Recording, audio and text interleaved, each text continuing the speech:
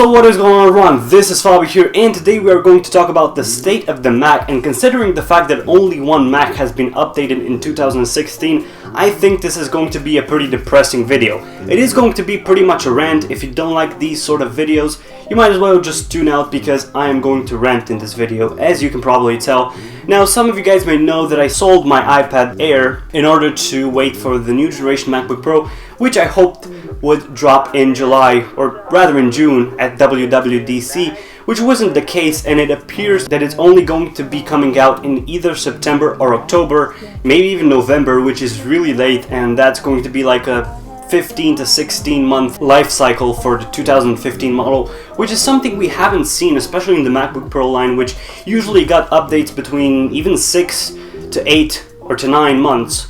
So now doubling that, basically, it's kind of sad to see. If someone were to ask me now, I could only recommend one Mac, and that would be the MacBook, the 12-inch MacBook, maybe the iMac, considering the fact that there's no new processors for the iMac, and so they can't really, or they shouldn't really update it, given the fact that Apple can't put any new processor in there that would bump up the performance. But talking about the MacBook Pro, the 15-inch model especially still has the Haswell processor, which is like 2 generations old now.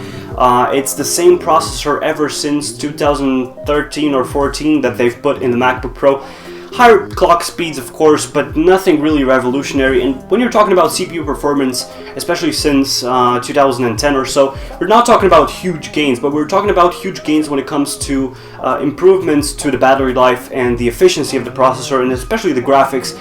But given the fact that the MacBook Pro, which is oriented to the Pro community, still has a 2-year-old processor, that is pretty lame in my opinion. Now, the Mac Mini is not anything all that interesting. It's basically the same specs as the MacBook Air. And talking about the MacBook Air, it's actually kind of an outdated line altogether. They might drop it because it doesn't have a Retina display, and the MacBook, the Retina MacBook, is kind of set to replace the MacBook Air, given the fact that it's just as fast, or about as fast in 2 or 3 generations. It might be even faster than the MacBook Air, and it's much more portable. And this is sort of what Apple wants when it comes to their portable line, you know, just take it everywhere, only have one port so you can charge it and maybe plug in a dock, but they want everything to be wireless, and it kind of makes sense, especially for someone who doesn't need a Pro product.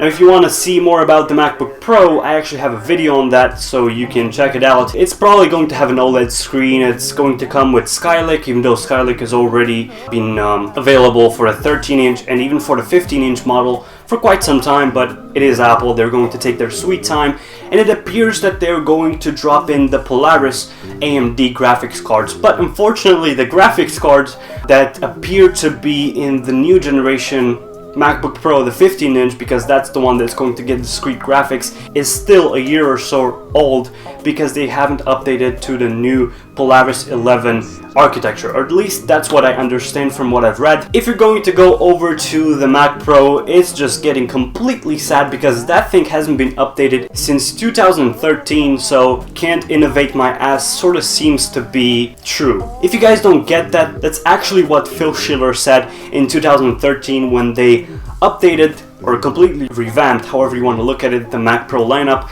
and ever since then they haven't touched it. It's still got old Xeon processors and old AMD graphics cards, and Pro consumers usually tend to need to have fast computers, so for them it's actually a bad thing.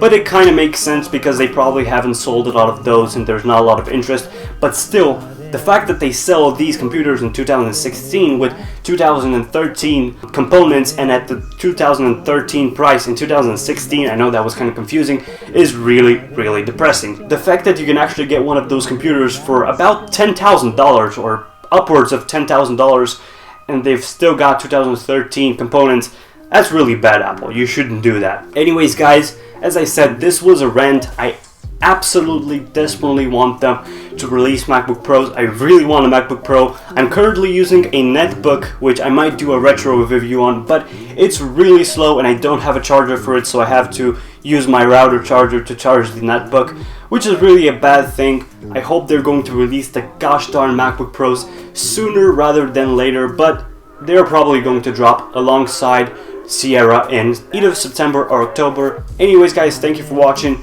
Make sure to stay tuned and peace out, guys. Peace.